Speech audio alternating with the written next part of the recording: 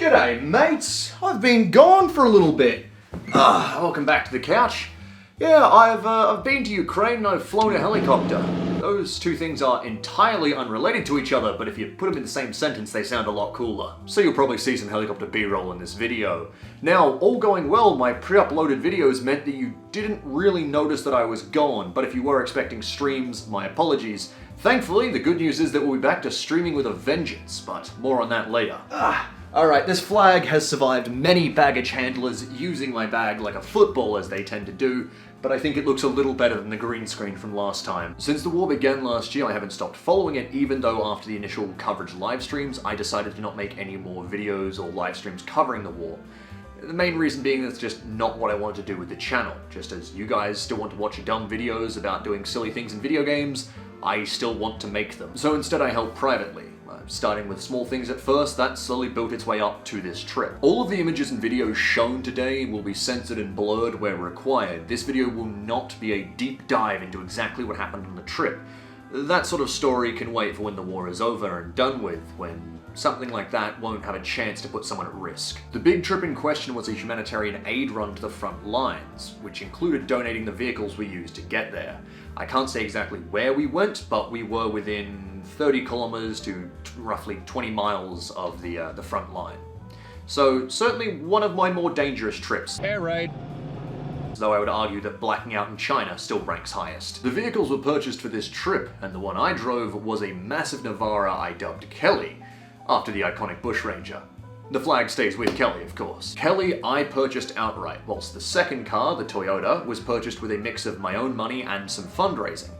Big thank you to those who fundraised for this trip and made it a reality. You know who you are. My team has sent aid like medical equipment, stretchers, and Starlinks to Ukraine thus far, along with donating our own armor and helmets once the delivery was done. This trip would not have been possible without the team. I do not do this on my own, and their hard work has made major contributions towards aiding the Ukrainians. Most of them will remain private for quite obvious reasons, but one you may recognize is Sphere, who has been on the channel previously. Say again?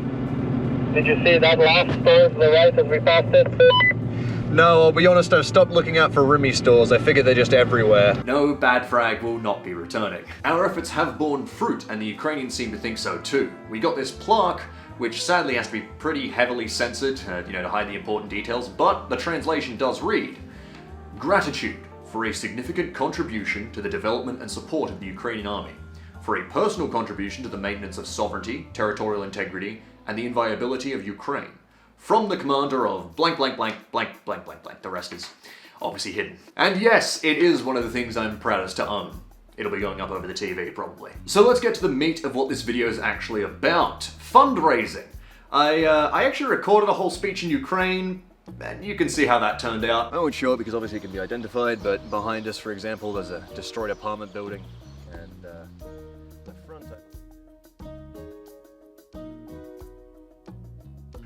I'm extra mad the microphone died, because in the middle of explaining how surreal it was that, in a war zone, life just goes on, particularly elderly people just with nowhere else to go, living their lives, and then in the middle of talking about how surreal that was, a large explosion interrupts me in the distance, and I look at it, and then I keep on talking, which I feel kind of sold the point. Oh well, that's what I get for trusting this terrible shotgun microphone. I should really buy a new one. So all of the support I've been giving to Ukraine and support for the team has thus far been out of my own pocket, and it's been no small cost. A brief thank you to all of the video sponsors I've worked with in the past, because wow, I don't think I'd be able to afford this without them. Now that I'm back from the trip, I've decided to do a series of live streams to help fund further donations, equipment, and potentially, if we were to raise a lot of money, trips to Ukraine. Again, that would require a lot in order to afford new cars and such. The first live stream will happen this Saturday, Australian morning time, which is afternoon on the Friday for Americans and night for the Europeans. It will be streamed on YouTube, thankfully, so you'll be able to check the, time until live. It'll translate to your times and everything. You just go on the channel now and check what live streams are scheduled. Because I heard while I was gone that Twitch went a little cuckoo, apparently. I will still likely stream on Twitch occasionally, but for such an important stream series and, you know, something as important as fundraiser, I'm going to do it on YouTube. Now, as for the schedule, that first stream will be Vintage Story, and so will the stream on either Monday or Tuesday, depending on how tired I am after this weekend. Again, Australian time in the morning, but on Sunday morning at 7 a.m. AEST, so Saturday night for the Americans and for the Europeans, we'll be streaming a massive Operation Thunder Run, a SOG Prairie Fire Milsim operation set in the new Update 1.3, which means there'll be the new patterns, the Chinooks, and a whole lot more. I'd like to also play Northern Journey on stream at some point, but I'm just tossing up whether I play that alongside Vintage Story or on its own thing. As for the fundraiser itself, if you'd like to donate, you can use this link, which will also be featured in videos and will work on Twitch and YouTube. I'm not sure how many live streams I'm actually going to do in total, and I may in the future decide to do more live streams, which will be announced as they come along. It is important to note, however, that if you want to donate, you must use this link. YouTube memberships, Twitch subs, super chats, they won't count towards the fundraiser. Use the link. Now, what will the money be used for? Well, for funding the team and donations to Ukraine. We're all volunteers, so there's no team members being paid from the fund. But there are still heavy costs involved, unfortunately. For example, paying for the Starlinks and then paying for the freight costs to ship them.